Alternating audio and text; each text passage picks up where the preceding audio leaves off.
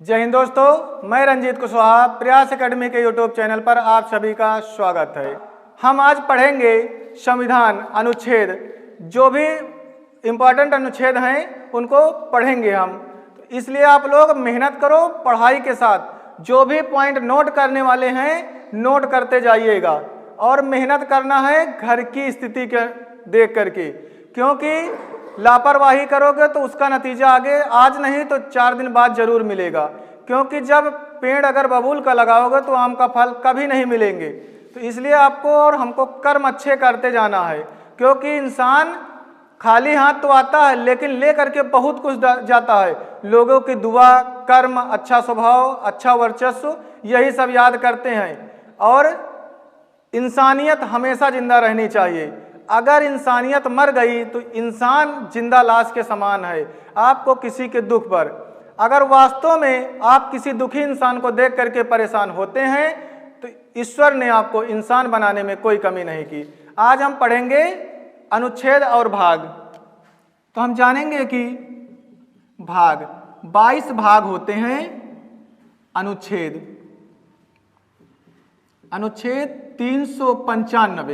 395 अनुच्छेद होते हैं, लेकिन इनके का, खा, गा, फर्स्ट, सेकंड, थर्ड करके 450 के समथिंग अनुच्छेद पहुंच जाते हैं। अनुसूची पूछी जाए 12 अनुसूची होती हैं। अनुसूची तो हम भाग पढ़ेंगे कि भाग 1 में क्या है। भाग फर्स्ट है भारत राज्यों का संघ है। जो भारत है राज्यों का संघ है।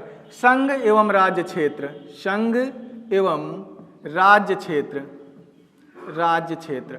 अब संघ एवं राज्य क्षेत्र का मतलब भारत में 28 राज्य व 8 केंद्र शासित प्रदेश हैं। किसमें कहा गया? भाग 1 में। अब भाग 1 देख लिए हम। भाग 2, भाग 2 में कहा गया नागरिकता। नागरिकता का वर्णन भाग 2 में है। भाग अगर 3 देखा जाए, पहले संघ एवं राज्य क्षेत्र, 2 में नागरिकता, 3 में मौलिक अधिकार। मौलिक अधिकार। संघ एवं राज्य क्षेत्र, 2 में नागरिकता, 3 में मौलिक अधिकार। भाग 4 देखते जाना, इसमें कौन कौन से भाग हैं और इन्हीं से क्वेश्चन बनेंगे। भाग 1 संघ एवं राज्य क्षेत्र, 2 में नागरिकता, 3 में मौलिक अधिकार, 4 में राज्य के नीति निर्देशक सिद्धांत। राज्य के नीति निर्देशक, राज्य के नीति निर्देशक सिद्धांत। उसके बाद हम पढ़ेंगे भाग 4 का जो का है, इसमें मूल कर्तव्य दिए हैं। मूल कर्तव्य, मूल कर्तव्य भाग 4 का का में है। अगर अनुच्छेद पूछा जाए, अनुच्छेद 51 का में दिया गया, ये अलग से जोड़ा गया था। भाग 4 का मूल कर्तव्य। अब देखना कि इसके बाद आएगा भाग 5, संघ के बारे में कहता है। भाग जो 5 है वो संघ के बारे में बात करता है। अब भाग 6 जो है राज्यों के बारे में बात करता है, राज्यों के बारे में। भाग 2 नागरिकता है। भाग 3 है मौलिक अधिकार। भाग 4 में है राज्य के नीति निर्देशक सिद्धांत।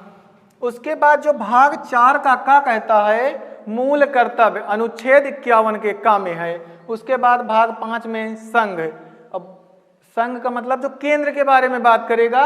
भाग 6 हमारा राज्यों के बारे में बात करेगा। अब देखना भाग 7, भाग 7 जो है 7वां संविधान संशोधन। 7वां संविधान संशोधन। भाग 7 को 7वें संविधान संशोधन द्वारा निरस्त कर दिया गया। इसको निरस्त कर दिया गया, निरस्त कर दिया गया। तो भाग 7 का काम क्या हुआ? समाप्त हो गया है। किस संविधान संशोधन द्वारा? भाग 7 को 7वां संविधान संशोधन द्वारा निरस्त कर दिया गया, यानी इसको खत्म कर दिया गया, समाप्त। अब अगला भाग हमारा जो आता है भाग 8 है। भाग 8 कहता है संघ राज्य क्षेत्र, यानी केंद्र शासित प्रदेशों के प्रशासन की बात कहता है। केंद्र शासित प्रदेश के प्रशासन की बात करता है। केंद्र शासित प्रदेश के प्रशासन की बात करता है। इसे हम क्या कहते हैं? संघ राज्य क्षेत्र। अब देखते जाना कि कौन कौन से भाग हैं। पहला भाग संघ एवं राज्य क्षेत्र, भारत राज्यों का संघ है। उसके बाद 2 कहता है नागरिकता, 3 में मौलिक अधिकार, 4 में राज्य के नीति निर्देशक सिद्धांत हैं। भाग 4 का जो अलग से जोड़ा गया बाद में मूल कर्तव्य अनुच्छेद 51 के का में, 5 है संघ, भाग 6 है राज्यों का वर्णन। उसके बाद आता है भाग 7 जो 7वां संविधान संशोधन द्वारा निरस्त कर दिया गया, यानी इसको समाप्त कर दिया गया। भाग 8 कहता है केंद्र शासित प्रदेश संघ राज्य क्षेत्रों के प्रशासन की बात करता है। अब हम आगे पढ़ेंगे भाग 9।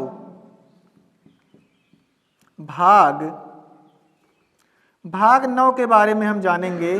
भाग 9 में है पंचायत। अब भाग 9 के साथ इसी वक्त हम देख लेंगे भाग 9 का यानी फर्स्ट पॉइंट, इसमें है नगर पालिका।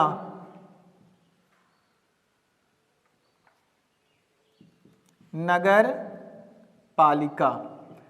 पालिकाओं के बारे में बताया गया। भाग 9 का जो है नगर पालिका के बारे में बताता है। उसके बाद 9 का खा आता है।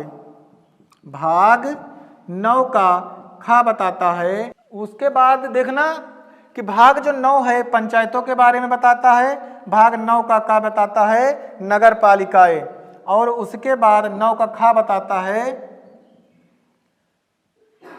सहकारी समितियों का नाम सुना होगा आप लोगों ने। सहकारी समितियों के बारे में, सहकारी समिति के बारे में 9 का खा बताता है। अब देखते जाना कि भाग 9 में पंचायत है, 9 का का में नगर पालिकाएं हैं, भाग 9 का खा में सहकारी समिति हैं। भाग 10 देखना, भाग 10 बताता है एससी और एसटी। एससी एसटी का मतलब है अनुसूचित जाति और अनुसूचित जनजाति के बारे में कौन सा भाग बताता है? 10। उसके बाद भाग 11 बताता है संघ एवं राज्यों के मध्य संबंध, राज्यों के बीच संबंध की बात करता है, संबंध की बात करता है। कौन सा भाग? भाग 10 कहता है अनुसूचित जाति एवं अनुसूचित जनजाति के बारे में बात करता है। भाग 11 कहता है संघ एवं राज्यों के मध्य जो संबंध है उसको बताता है। अब हम पढ़ेंगे भाग 15, क्योंकि बीच के जो भी इंपॉर्टेंट हैं वही बताएंगे। भाग 15 हमारा कहता है निर्वाचन आयोग, निर्वाचन आयोग के बारे में। अब पूछा जाए भाग 15 किसके बारे में बताता है? निर्वाचन आयोग। अब निर्वाचन आयोग से एक बात और ध्यान रखना कि निर्वाचन आयोग का अगर गठन पूछा जाए तो 25 जनवरी 1950 को निर्वाचन आयोग का गठन हुआ और 25 जनवरी को मतदाता दिवस या निर्वाचन दिवस के रूप में मनाते हैं। भाग 15 में है। अब अगर अनुच्छेद पूछा जाए कि निर्वाचन आयोग किस अनुच्छेद में है तो 324 में है। अब हम पढ़ेंगे भाग 17। भाग 17 कहता है राजभाषा। राजभाषा, राजभाषा कौन सी है? हिंदी। तो भाग 17 कहता है राजभाषा के बारे में। अब हम पढ़ेंगे इसके बाद भाग 18 में है आपात उपबंध। आपात उपबंध, आपात उपबंध। देखना आपात उपबंध क्या है? इसमें जो राष्ट्रपति शासन राष्ट्रीय आपात, राष्ट्रपति शासन वित्तीय आपात, 352, 356, 360। उसके बाद हम पढ़ेंगे भाग 20। 20 भाग जो है हमारा ये कहता है संशोधन, संविधान संशोधन, संविधान संशोधन की बात करता है। भाग 20 जो है संविधान संशोधन के बारे में बात करता है। तो ये हमारे जो जितने इंपॉर्टेंट भाग हैं अब इसमें देखना, जैसे भाग 1 है ये संघ एवं राज्य के बारे में बात करता 1 से अनुच्छेद 4 तक। कहता है। नागरिकता कहते हैं अनुच्छेद 5 से 11 तक कहता है, नागरिकता की बात करता है। मौलिक अधिकार जो हैं 12 अनुच्छेद से 35 तक की बात करता है। राज्य के नीति निर्देशक जो सिद्धांत हैं वो 36 से 51 की बात करते हैं। ऐसे करके मूल कर्तव्य बताए हैं। फिर संघ के बारे में बात होगा 52 से लेकर के 151 तक। ऐसे करके धीरे धीरे क्रम में बढ़ते जाएंगे अनुच्छेद हमारे। तो हम भाग को पढ़ लिए हैं, अब हम पढ़ेंगे जितने इंपॉर्टेंट अनुच्छेद हैं। अनुच्छेद 1, जो अनुच्छेद फर्स्ट कहता है, ये क्या कहता है? भारत राज्यों का संघ है। भारत राज्यों का संघ है। भारत राज्यों का संघ, यानी कि जो हमारे 28 राज्य हैं और 8 केंद्र शासित प्रदेश की बात करता है। कौन सा अनुच्छेद? 1। अनुच्छेद जो हमारा 2 है ये कहता है कि नए राज्यों का प्रवेश, नए राज्यों का प्रवेश किसमें? भारत में। भारत में नए राज्यों का प्रवेश, नए राज्यों का प्रवेश, या इसको हम कह सकते हैं स्थापना भी कह सकते हैं, स्थापना। अनुच्छेद 2 के तहत संसद को नया राज्य बनाने का अधिकार होता है, नए राज्यों का प्रवेश या स्थापना। अब हम तीसरा अनुच्छेद देखेंगे, अनुच्छेद 3। अनुच्छेद 3 क्या कहता है? कहता है कि जो राज्य हैं उनके नामों में परिवर्तन करना या उनकी सीमाएं घटाने बढ़ाने का आदेश। राज्यों के नामों में, यानी नामों में परिवर्तन या सीमाएं जो होती हैं उसको घटाने बढ़ाने का अधिकार होता है। अब इसके बाद हम पढ़ेंगे अनुच्छेद 13, जो इंपॉर्टेंट है वही बताएंगे। अनुच्छेद 13 कहता है कि यदि कोई राज्य कोई नया कानून बनाता है, वो आपके मौलिक अधिकारों का हनन अगर होता है तो वैसी स्थिति में जो न्यायालय है उस कानून को शून्य करार दे देगा। यानी कि आपके मौलिक अधिकारों का संरक्षण है इसमें, मौलिक अधिकारों का संरक्षण, मौलिक अधिकार का संरक्षण। अनुच्छेद 14 कहता है विधि के समक्ष समता का अधिकार, विधि के समक्ष समता का अधिकार। अब इसका कहने का मतलब है अनुच्छेद 14 का कि सभी व्यक्तियों के लिए कानून एक समान होगा। अगला अनुच्छेद 15 हम पढ़ेंगे। 15 में कहता है लिंग, जाति, धर्म, लिंग, जाति, धर्म के आधार पर भेदभाव नहीं करेंगे।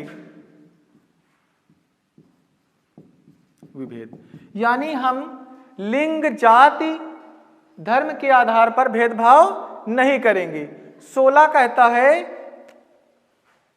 लोक नियोजन, जो नौकरियों में सबके लिए समान अवसर प्राप्त हों, लोक नियोजन, लोक नियोजन। अब अनुच्छेद 17 जो कहता है अप्रत्यक्षता,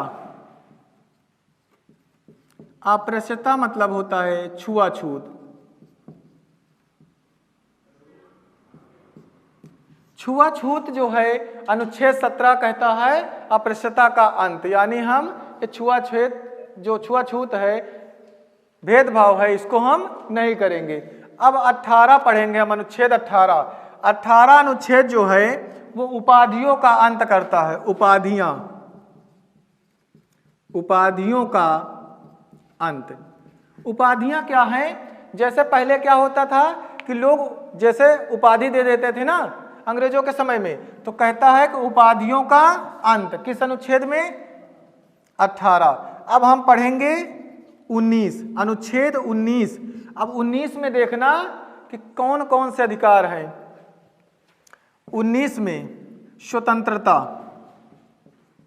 स्वतंत्रता का अधिकार। अब देखना कि 19 जो है आपको स्वतंत्रता का अधिकार देता है। किन किन चीजों में स्वतंत्रता का अधिकार देता है? 19 का जो का है, यानी कि हम 19 का अगर ए बी सी करके मान लें, अनुच्छेद ए का जो फर्स्ट है वो कहता है वाक स्वतंत्रता, मतलब बोलने का स्वतंत्रता, अभिव्यक्ति की स्वतंत्रता, अभिव्यक्ति की स्वतंत्रता, अभिव्यक्ति की स्वतंत्रता कहता है। उसके बाद प्रेस की स्वतंत्रता, प्रेस की स्वतंत्रता, प्रेस की स्वतंत्रता कहता है 19 का ए। और ये आरटीआई भी, आरटीआई जो 2005 में, अब देखना राइट टू इंफॉर्मेशन होता है आरटीआई, यानी जो 19 में स्वतंत्रताएं दी जाती हैं, कौन कौन सी स्वतंत्रता है? पहला है 19 का जो फर्स्ट है ए, वो कहती है अभिव्यक्ति की स्वतंत्रता, आपको बोलने का अधिकार है। प्रेस मीडिया की स्वतंत्रता है, आरटीआई राइट टू इंफॉर्मेशन 2005 में जो आया। अब 19 का जो बी कहता है कि बिना अस्त्र शस्त्र के आप कहीं भी घूम सकते हो, बिना शस्त्र के, बिना शस्त्र के कहीं भी घूम सकते हो, कहीं भी घूम सकते हो। यानी कि जो 19 का फर्स्ट है आपको बोलने का स्वतंत्रता देता है, मीडिया की स्वतंत्रता, प्रेस की स्वतंत्रता देता है। 19 का बी कहता है बिना अस्त्र शस्त्र के आप कहीं भी भारत में घूम सकते हो। 19 का जो सी है ये कहता है, अब देखना कि 19 का जो सी है वो कहता है आपको संघ बनाने की आजादी है, आपको संघ बनाने की आजादी है। संघ बना सकते हो, समूह बना सकते हो, संघ और समूह बनाने की स्वतंत्रता दी गई है। संघ और समूह बनाने की स्वतंत्रता 19 को सी में दी गई है। अब 19 का डी देखना, 19 का जो डी कहता है वो कहता है आवागमन कह सकते हैं आप, आवागमन, आवागमन आप कहीं भी कर सकते हो। पहला कहता 19 का ए अभिव्यक्ति की स्वतंत्रता, प्रेस की स्वतंत्रता, आरटीआई। 19 का बी कहता बिना शस्त्रास्त्र के कहीं भी घूम सकते हो। सी कहता है संघ या समूह बना सकते हो आप। अनुच्छेद 19 का डी जो है वो कहता है कि आवागमन आप कर सकते हो। अब 19 का जो ई है वो कहता है आप कहीं भी निवास कर सकते हो, कहीं भी निवास कर सकते हो, आप कहीं भी निवास कर सकते हो, कहीं भी रह सकते हो। 19 का जो एफ है उसको समाप्त कर दिया गया, 19 के एफ को समाप्त कर दिया गया। इसमें था संपत्ति का अधिकार, संपत्ति का अधिकार, संपत्ति का जो अधिकार है। अब देखना 19 का एफ का जो संपत्ति का अधिकार है इसको समाप्त कर दिया गया। पहले यह मौलिक अधिकार था लेकिन अब यह कानूनी अधिकार बन गया। 300 का फर्स्ट पॉइंट, यानी जो 19 का एफ संपत्ति का अधिकार है उसको भेज दिए कहाँ पे? 300 के का में ये हो गया आपका कानूनी अधिकार, कानूनी अधिकार हो गया। उसके बाद जो 19 का जी है वो कहता है आप व्यापार कर सकते हो, कहीं भी अच्छे से व्यापार कर सकते हो, व्यापार की आज़ादी देता है आपको 19 का जी। तो ये है 19 की स्वतंत्रताएं। अभिव्यक्ति की स्वतंत्रता, प्रेस या मीडिया की स्वतंत्रता 19 का फर्स्ट देता है। 19 का बी जो है दूसरा नंबर वो कहता है बिना अस्त्र शस्त्र के आप कहीं भी भ्रमण कर सकते हो। 19 का सी कहता है संघ या समूह बना सकते हो। 19 का डी कहता है आवागमन कहीं भी कर सकते हो। 19 का ई कहता है आप कहीं भी निवास कर सकते हो। 19 का एफ जो संपत्ति का अधिकार था उसको हटा करके 300 का में कर दिया, कानूनी अधिकार हो गया। पहले कौन सा अधिकार था? मौलिक अधिकार था। अब 19 का जी व्यापार कर सकते हो, कोई रोजगार कर सकते हो, कोई रोजगार कर सकते हो, रोजगार कर सकते हो। अब इसके बाद आता है अनुच्छेद 20। अनुच्छेद 20 कहता है दोष सिद्धि, दोष सिद्धि,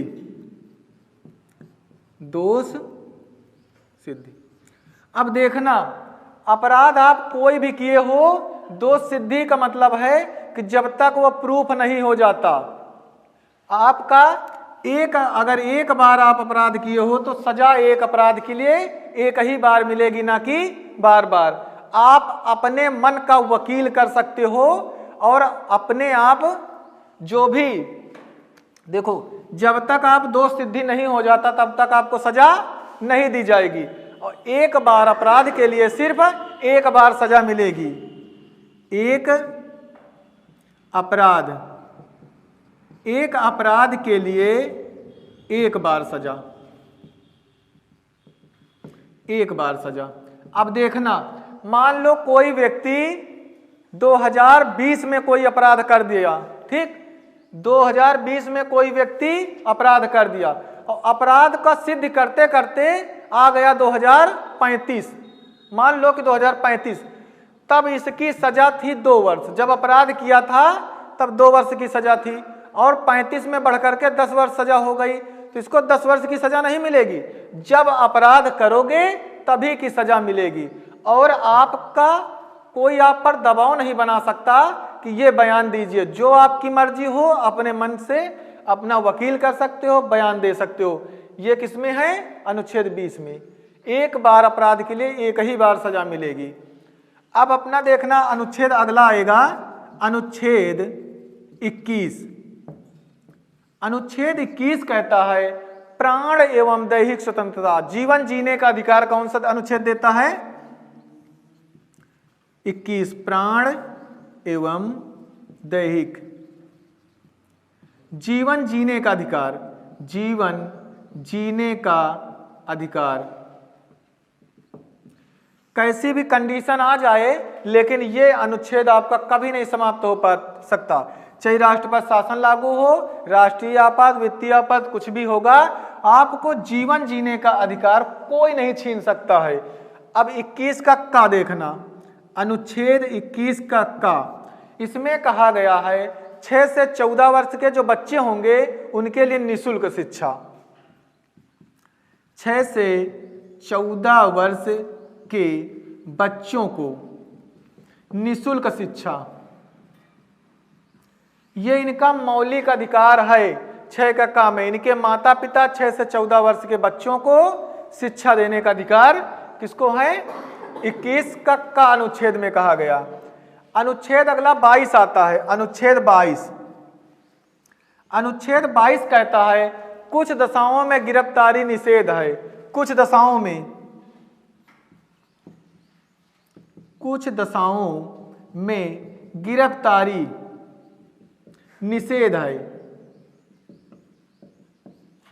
यानी कि कहने का अर्थ यह है कि 22 कहता है कुछ दशाओं में गिरफ्तारी निषेध है, उस स्थिति में गिरफ्तारी नहीं होगी।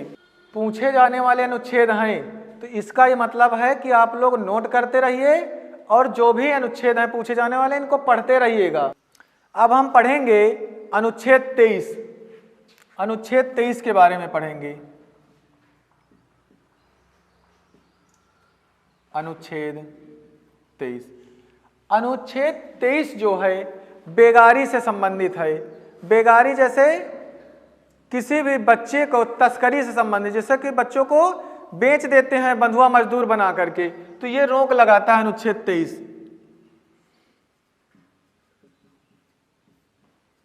श्रम, यानी जो छोटे बच्चे होते हैं उनको आप बंधुआ मजदूर बना नहीं सकते हैं, उनको कहीं बेच नहीं सकते हैं। बेगारी, बाल जो मजदूरी होती है, छोटे बच्चों से मजदूरी कराई जाती है ना, कि बेच दिए कहीं, तो वो कार्य नहीं होगा। किस अनुच्छेद में बताया गया? 23 में। अनुच्छेद 24, अनुच्छेद 24 कहता है कि 14 वर्ष से कम आयु के बच्चों को कारखानों में काम करने से मना करना। 24 में कहता है 14 वर्ष से कम उम्र के बच्चों को, 14 वर्ष से कम आयु के बच्चों को कारखानों में जाने से मना करना। मना करना काम करने से, काम कारखानों में, यानी कारखानों में 14 वर्ष से कम आयु के बच्चों को कारखानों में काम करने से मना करना। अब अगला अनुच्छेद आता है 25। अनुच्छेद 25 ये आपको धार्मिक स्वतंत्रता देता है। धार्मिक स्वतंत्रता, धार्मिक स्वतंत्रता किस अनुच्छेद में है? 25 में। 25 से 28 तक के जो अनुच्छेद हैं उसमें आपको धर्म के बारे में बताया गया, धार्मिक स्वतंत्रता। अब हम पढ़ेंगे अनुच्छेद 29। अनुच्छेद 29 को पढ़ेंगे, अल्पसंख्यक के हितों का वर्ग।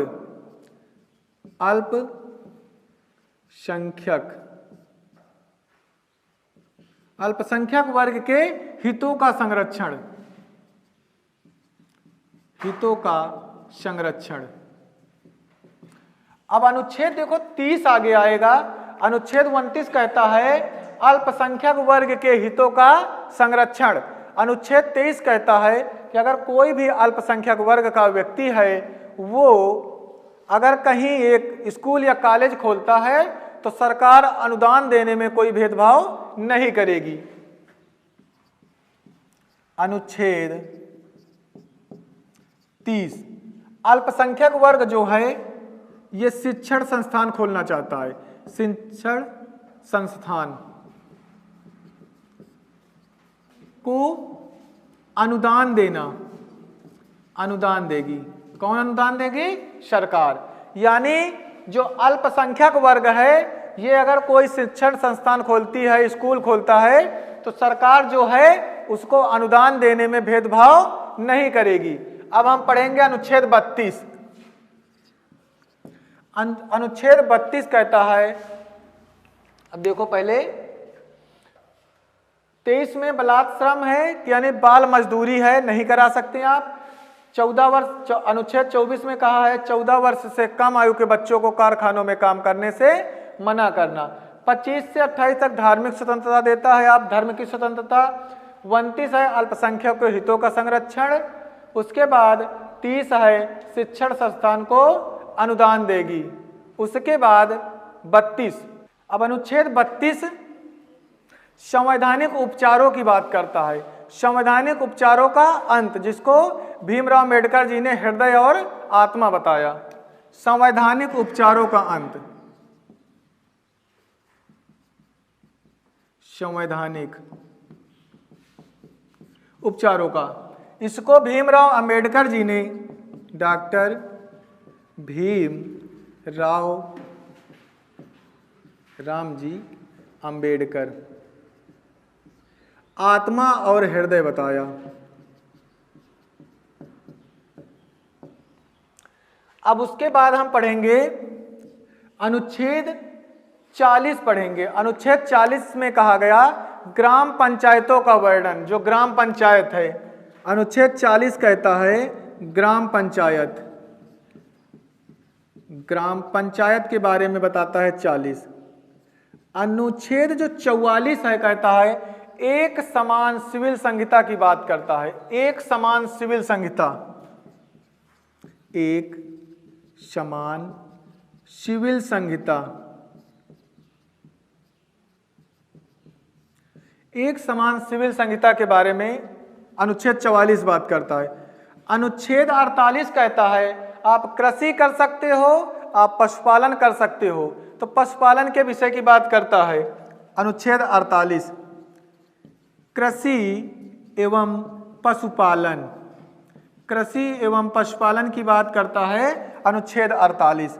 अब अनुच्छेद 49 जो 49 है वो कहता है कि राष्ट्रीय स्मारक जो भी है, Taj Mahal, India Gate, Gateway of India, Lal Qila, वो सब स्मारकों का संरक्षण कौन करेगा? सरकार।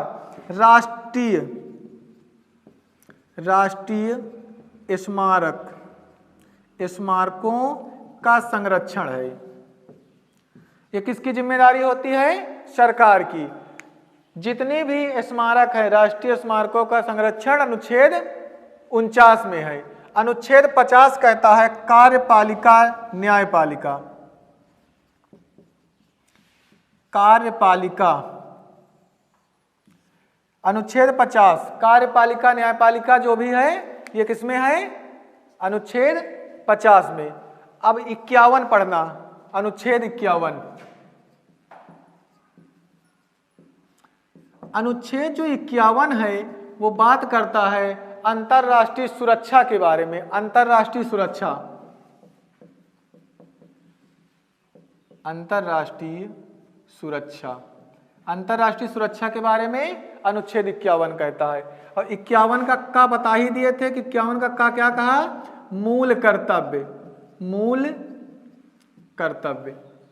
अब उसके बाद आता है अनुच्छेद 52 राष्ट्रपति। अनुच्छेद 52 कहता है भारत में राष्ट्रपति होगा।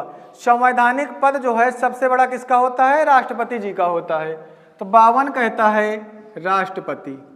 राष्ट्रपति के बारे में अनुच्छेद 52 कहता है कि राष्ट्रपति का वर्णन है। अनुच्छेद 53, अनुच्छेद 53 कि संघ की कार्यपालिका का प्रमुख होता है। संघ की कार्यपालिका का प्रमुख होता है राष्ट्रपति। उसके बाद राष्ट्रपति शपथ किस अनुच्छेद में लेगा, तो अनुच्छेद 60 में राष्ट्रपति शपथ लेगा। अनुच्छेद 60 राष्ट्रपति की शपथ है, राष्ट्रपति की शपथ। राष्ट्रपति की शपथ का वर्णन है अनुच्छेद 60 में। अनुच्छेद 61 देखना, महाभियोग, महाभियोग। उसके बाद 63 अनुच्छेद कहता है उपराष्ट्रपति। उपराष्ट्रपति का वर्णन है अनुच्छेद 63 में। अनुच्छेद 64 कहता है उपराष्ट्रपति राज्यसभा का पदेन सभापति होता है। पदेन सभापति होता है। जो उपराष्ट्रपति है उसका वर्णन अनुच्छेद 63 में है। जो उपराष्ट्रपति पदेन सभापति होता है, राज्यसभा का पदेन सभापति होता है, वो किस अनुच्छेद में है, 64 में है। अब राष्ट्रपति को जो क्षमा दान की शक्ति मिलती है, अनुच्छेद 72 कहता है कि राष्ट्रपति को क्षमा दान की शक्ति प्राप्त होती है। राष्ट्रपति को क्षमा दान की शक्ति, ये किसी की सजा को माफ कर सकता है। यहां तक कि फांसी की सजा अगर हो गई हो तो उस राष्ट्रपति के पास ये पावर होता है कि फांसी की सजा को माफ कर सकता है। अनुच्छेद जो 74 है वो कहता है मंत्रिपरिषद। मंत्रिपरिषद की बात अनुच्छेद 74 करता है। 75 में प्रधानमंत्री के बारे में बात करेंगे, प्रधानमंत्री के बारे में अनुच्छेद 75। उसके बाद 76 अनुच्छेद आता है महान्यायवादी, महान्यायवादी। महान्यायवादी का वर्णन है अनुच्छेद 76 में। उसके बाद अब हम पढ़ेंगे संसद। 79 में संसद का वर्णन है, संसद का वर्णन। 80 अनुच्छेद जो 80 कहता है ये है राज्यसभा। राज्यसभा अनुच्छेद 80 में। और 81 अनुच्छेद कहता है लोकसभा। लोकसभा 81 में है। उसके बाद देखना 79 जो 79 है वो संसद के बारे में वर्णन करता है। 80 हमारा राज्यसभा के बारे में बात करता है। अनुच्छेद 81 है लोकसभा के बारे में बात करता है। अब अनुच्छेद 85 पढ़ेंगे। अनुच्छेद 85 राष्ट्रपति लोकसभा को भंग करने की क्षमता किसमें होती है, राष्ट्रपति लोकसभा को भंग कर सकता है, लोकसभा को भंग कर सकता है मंत्रिपरिषद की सलाह पर। अनुच्छेद 85 कहता है।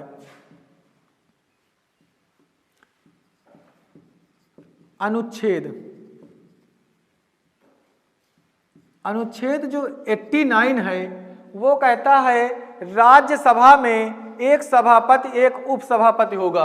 राज्यसभा में सभापति व उपसभापति। अनुच्छेद 89 कहता है राज्यसभा में एक सभापति और उपसभापति होगा। अनुच्छेद 93 यानी 93 जो है ये कहता है लोकसभा में एक अध्यक्ष होगा एक उपाध्यक्ष होगा। लोकसभा में लोकसभा में अध्यक्ष एवं उपाध्यक्ष। लोकसभा में एक अध्यक्ष होगा और एक उपाध्यक्ष होगा। उसके बाद अनुच्छेद जो हमारा 100 है वो निर्णायक मत का होता है। निर्णायक मत यानी इस कंडीशन में अगर दोनों तरफ की सीटें बराबर हो जाएं यानी 50% हो जाए तो लोकसभा जो अध्यक्ष होता है, अध्यक्ष को क्या अधिकार होता है, वो निर्णायक मत दे सकता है। अनुच्छेद 108 कहता है, अब देखना पहले अनुच्छेद 85 में लोकसभा राष्ट्रपति भंग कर सकता है। अनुच्छेद 89 राज्यसभा में सभापति एवं उपसभापति होगा। अनुच्छेद 93 में लोकसभा में अध्यक्ष एवं उपाध्यक्ष होगा। अनुच्छेद 100 कहता है अध्यक्ष को निर्णायक मत देने का अधिकार होता है उस कंडीशन में जब दोनों पक्ष बराबर हो जाएं। 108 में संयुक्त अधिवेशन बुला सकता है राष्ट्रपति। संयुक्त अधिवेशन बुला सकता है राष्ट्रपति। फिर उसके बाद अनुच्छेद 9 में संयुक्त अधिवेशन की अध्यक्षता लोकसभा अध्यक्ष करेगा। अधिवेशन की अध्यक्षता कौन करेगा? लोकसभा अध्यक्ष। पहले लोकसभा अध्यक्ष अगर कौन थे? गणेश वासुदेव मालवंकर जी थे। इतनी समय 17वीं लोकसभा के अध्यक्ष कौन है? ओम बिरला जी हैं। अनुच्छेद 110 में कहा गया धन विधेयक के बारे में अनुच्छेद 110 कहता है। अनुच्छेद 111 कहता है कि पारित विधेयक होगी वो राष्ट्रपति के पास जाएगी। राष्ट्रपति महोदय जी के साइन होते हैं।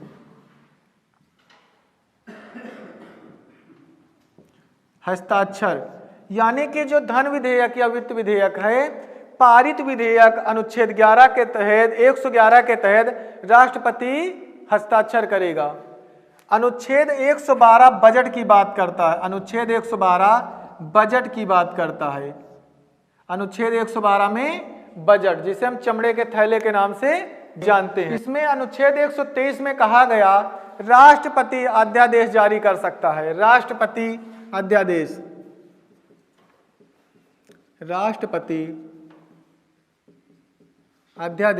जारी कर सकता है। राष्ट्रपति अध्यादेश जारी कर सकता है अनुच्छेद 123 के तहत। वही तरीका है कि इधर 213 कर दो। अनुच्छेद 213 में राज्यपाल अध्यादेश जारी कर सकता है। राज्यपाल अध्यादेश जारी कर सकता है। अनुच्छेद 123 कहता है कि राष्ट्रपति अध्यादेश जारी कर सकता है। अनुच्छेद 213 कहता है राज्यपाल अध्यादेश जारी कर सकता है। अब देखना कि केवल इसमें क्या किया गया, 2 को आगे उठा करके रख दिया गया। 123 होगा तो राष्ट्रपति अध्यादेश जारी करेगा, अनुच्छेद 213 होगा तो राज्यपाल अध्यादेश जारी करेगा। अब अनुच्छेद 124 पढ़ेंगे। अनुच्छेद 124 कहता है, सुप्रीम कोर्ट के बारे में बात करता है। सर्वोच्च न्यायालय देखना, सर्वोच्च न्यायालय किस अनुच्छेद में है? 124 में। यही तो आगे उठा करके रख दो, 214 कर दो। अनुच्छेद 214 में उच्च न्यायालय की बात करता है अनुच्छेद 214। जैसे 123 में राष्ट्रपति अध्यादेश जारी करता है, वैसे राज्य में 213 राज्यपाल अध्यादेश जारी करता है। 124 में सर्वोच्च न्यायालय, 214 में उच्च न्यायालय। सर्वोच्च न्यायालय को हम उच्चतम न्यायालय भी कहते हैं, जिसे हम सुप्रीम कोर्ट के नाम से जानते हैं। अनुच्छेद 137 कहता है कि जो सुप्रीम कोर्ट है उसको पुनर्विचार की शक्ति प्राप्त होती है।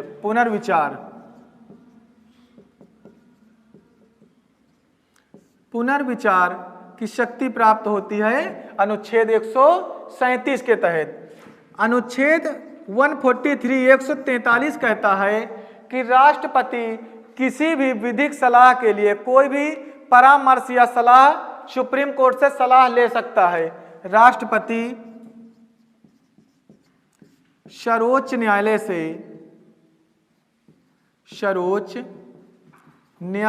से परामर्श ले सकता है, परामर्श सलाह ले सकता है, लेकिन राष्ट्रपति बाध्य नहीं है कि वो सर्वोच्च न्यायालय के सलाह को माने।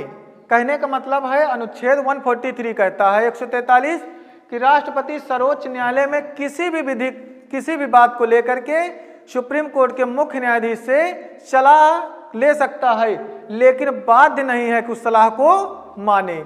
अब हम आगे पढ़ेंगे अनुच्छेद 148। अनुच्छेद 148 कहता है कि सीएजी जो होता है नियंत्रक एवं महालेखा परीक्षक, नियंत्रक एवं महालेखा परीक्षक की बात करता है। नियंत्रक एवं महालेखा परीक्षक की बात कौन सा अनुच्छेद करता है? अनुच्छेद 148। अब हम पढ़ेंगे इसके बाद अनुच्छेद 148 हो गया। अनुच्छेद 153 ये कहता है राज्यपाल के बारे में। जैसे 52 में राष्ट्रपति था वैसे 153 में राज्यपाल है। उसके बाद हम पढ़ेंगे अनुच्छेद 72 पढ़े थे कि राष्ट्रपति को क्षमादान की शक्ति प्राप्त होती है, वैसे अनुच्छेद 161 में राज्यपाल को भी क्षमादान की शक्ति प्राप्त होती है, क्षमादान की शक्ति प्राप्त होती है। लेकिन एक बात नोट रखना कि राष्ट्रपति अनुच्छेद 72 में फांसी की सजा को माफ कर सकता है, लेकिन राज्यपाल के पास ये अधिकार नहीं होता है कि वो किसी की फांसी की सजा को माफ कर सके। अब उसके बाद हम पढ़ेंगे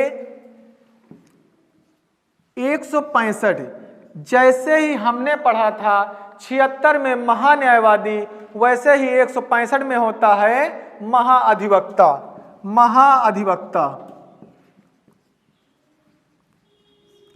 महाधिवक्ता की नियुक्ति किस अनुच्छेद के तहत? 165 के तहत महाधिवक्ता की नियुक्ति होती है। अब अनुच्छेद 168 पढ़ेंगे। अनुच्छेद 168 इसमें है विधानमंडल। जैसे 79 में संसद पढ़े थे वैसे ही 168 में क्या है? विधानमंडल। अनुच्छेद 169 में विधान परिषद है, विधान परिषद। 169 में क्या है? विधान परिषद। भारत में सभी राज्यों में विधान परिषद नहीं है, विधान परिषद केवल 6 राज्यों में है। आगे अभी बताएंगे हम। अनुच्छेद 170 में पढ़ेंगे विधानसभा,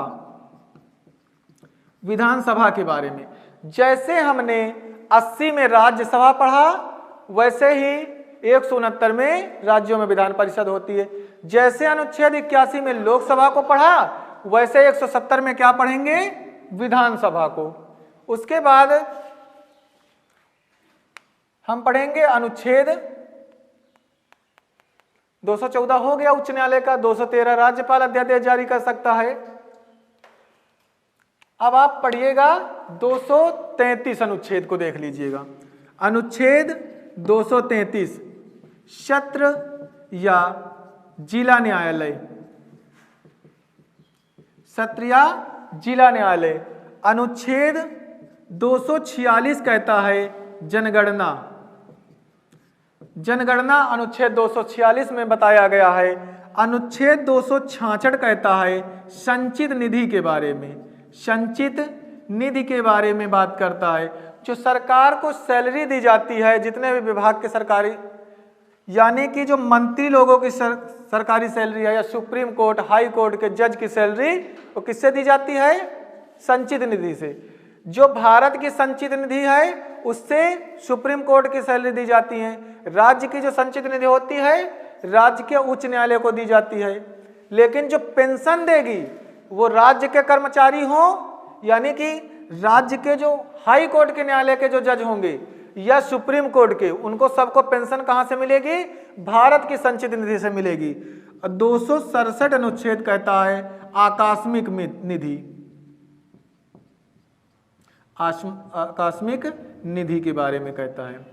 उसके बाद हम पढ़ेंगे अनुच्छेद 324 में बताए थे निर्वाचन आयोग, भाग 15 324 अनुच्छेद कहता है निर्वाचन आयोग के बारे में, निर्वाचन आयोग के बारे में। अनुच्छेद 343 कहता है राजभाषा, राजभाषा के बारे में बात करता है, हिंदी राजभाषा। 343 324 कहता है निर्वाचन आयोग, 343 कहता है राजभाषा। अब देखना कि 300 के अनुच्छेद और देख लेना। अनुच्छेद जो 312 है इसमें अखिल भारतीय सेवाएं हैं, अखिल भारतीय सेवाएं हैं। अनुच्छेद 315 कहता है संघ लोक सेवा आयोग, संघ लोक सेवा आयोग, यूपीएससी जो पढ़ते हो, संघ लोक सेवा आयोग अनुच्छेद 315 में। 324 निर्वाचन आयोग, 343 राजभाषा हिंदी। अब जो भाग 18 बताया गया था आपात उपबंध, तो उसमें 3 अनुच्छेद बहुत इंपॉर्टेंट हैं, 352, 356, 360, नोट कर लीजिए।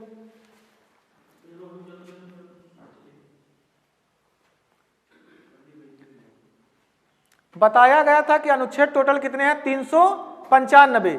अब 395 तो संभव नहीं है कि आप याद कर पाओ, लेकिन जो पूछे जाने वाले हैं इंपॉर्टेंट 70 से 80 अनुच्छेद के लगभग, उनको आप पढ़ सकते हो।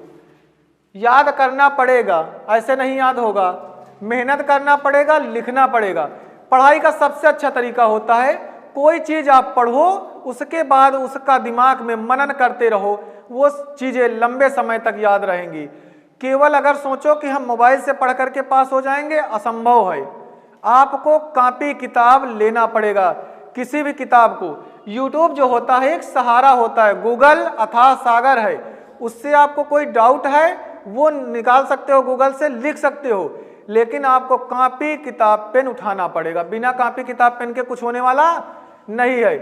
10 किताबें एक बार पढ़ने से अच्छा है एक किताब को 10 बार पढ़ा जाए। जब पढ़ोगे तभी कुछ सीखोगे, क्योंकि संघर्ष ही जीवन है, बिना संघर्ष के आज तक कोई महान नहीं बना। उपबंध, आपात उपबंध में अब देखना 352 अनुच्छेद 352, अनुच्छेद 352 कहता है राष्ट्रीय आपात की बात करता है, राष्ट्रीय आपात, राष्ट्रीय आपात की बात करता है। अनुच्छेद 356 जो है राष्ट्रपति शासन की बात करता है, राष्ट्रपति शासन की बात करता है। अनुच्छेद जो 360 है तो वित्तीय आपात की बात करता है, वित्तीय आपात की बात करता है। उसके बाद जो भाग 20 आप पढ़े थे संशोधन प्रक्रिया, संविधान संशोधन, वो अनुच्छेद 368 में है, अनुच्छेद 368 में है संशोधन, संविधान संशोधन, अनुच्छेद 368 में। तो जो भी इंपॉर्टेंट अनुच्छेद हैं उनको पढ़ना पड़ेगा, अब बिना पढ़े कुछ हो नहीं सकता, ठीक ना। अगर आप सोच रहे हो कि सब कुछ हम बिना पढ़े हो जाए, मोबाइल देख लेंगे तो हो जाएगा, तो नहीं होगा, आपको कॉपी किताब पेन उठाना पड़ेगा। अब देखना 300 के कुछ हम इंपॉर्टेंट और हैं जो पढ़ने वाले हैं। 330, अनुच्छेद 331, अनुच्छेद 332, अनुच्छेद 333।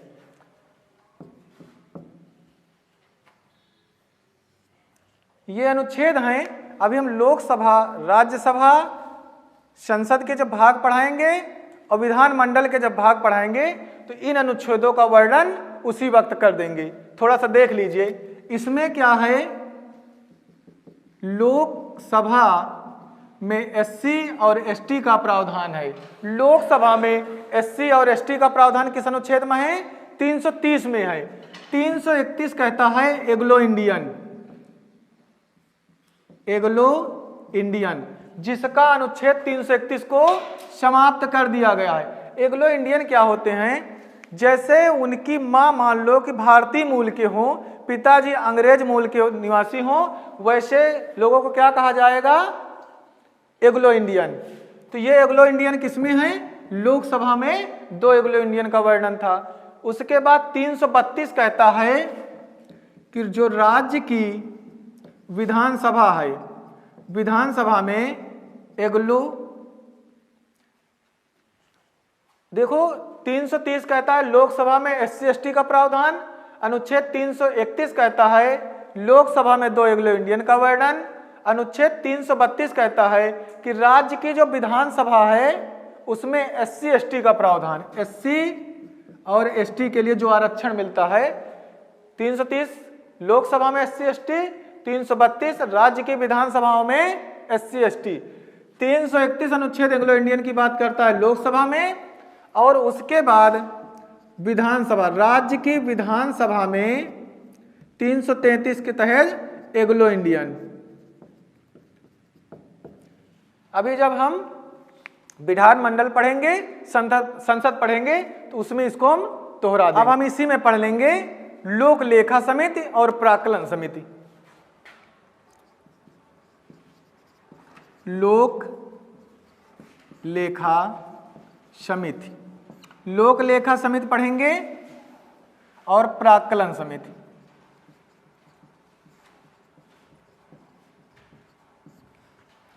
थोड़ा सा जान लीजिएगा, लोक लेखा समिति से क्वेश्चन पूछे जाते हैं और प्राक्कलन समिति से पूछा जाएगा कि सबसे पुरानी समिति कौन सी है? तो लोक लेखा समिति। इसकी स्थापना जो हुई 1921 में हुई। लोक लेखा समिति की स्थापना कब हुई? 1921 में। प्राक्कलन समिति की स्थापना 1950 में हुई। लोक लेखा समिति में जो सदस्यों की संख्या होती है, सदस्य होते हैं, वो होते हैं 22 सदस्य। 15 जो सदस्य होते हैं, 15 और 7, ये 15 सदस्य होते हैं लोकसभा से, 7 सदस्य होते हैं राज्यसभा से। देखते जाना क्वेश्चन कहाँ से बन सकता है कि सबसे पुरानी समिति कौन सी है? तो लोक लेखा समिति कब स्थापना हुई? 1921 में। 1921 में, और सदस्यों की संख्या कितनी है? 22। लोक लेखा समिति का अगर कार्यकाल पूछ लिया जाए, लोक लेखा समिति का कार्यकाल, तो कार्यकाल 1 वर्ष के लिए होता है। हमेशा एक चीज नोट कर लेना कि जो लोक लेखा समिति होती है, इसके अध्यक्ष की जो नियुक्ति होती है हमेशा विपक्ष का नेता होगा, हमेशा विपक्ष का। इसका जो अध्यक्ष होगा विपक्ष का नेता बनेगा। विपक्ष का नेता क्यों बनाया जाता?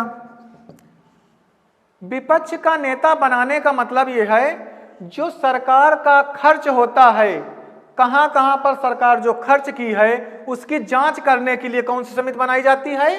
लोक लेखा समिति।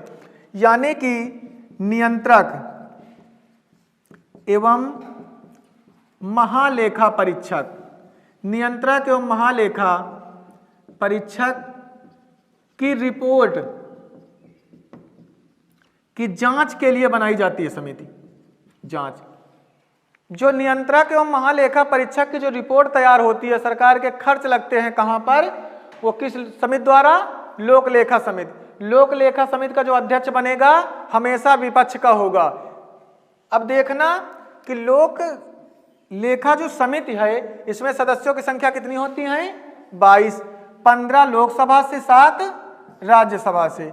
इसको लोक लेखा समिति को प्राक्कलन समिति की जुड़वा बहन भी कहा जाता है। पूछा जाए प्राक्कलन समिति की जुड़वा बहन किसे कहा जाता है? तो लोक लेखा समिति को।